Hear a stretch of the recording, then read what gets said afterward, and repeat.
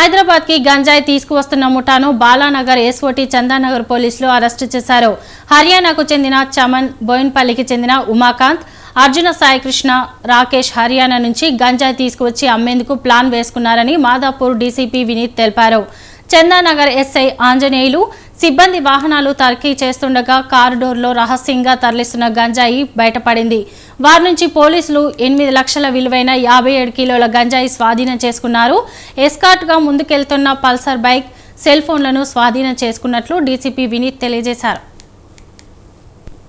రాత్రి 11:40 చందానగర్ పిఎస్ అలాగే ఎస్ఓటి ఇద్దరు కూడా ఇన్ఫర్మేషన్ మీద ఒక మహేంద్రా XUV 300ని పట్టుకోవడం జరిగింది. దాంట్లో 57 kgs of ganja worth 18 lakhs seize చేయడం జరిగింది. దాంతోపాటు ఫోన్స్ అలాగే 1 మోటార్ బైక్ ఏదంటే అది అతను ఫ్రంట్ చూసుకొని వెళ్ళి పైలట్ లాగా ఇన్ఫర్మేషన్ ఇస్తూ తర్వాత వెనక వచ్చిన కారు విత్ గాంజా అది క్లియరెన్స్ చెప్పుకుంటూ వెళ్తుంది. వీళ్ళు దీన్ని ఒడిశా నుంచి తీసుకున్నారు. తీసుకొచ్చి మన ఏరియా వచ్చేసి డిస్ట్రిబ్యూట్ చేసి రాత్రి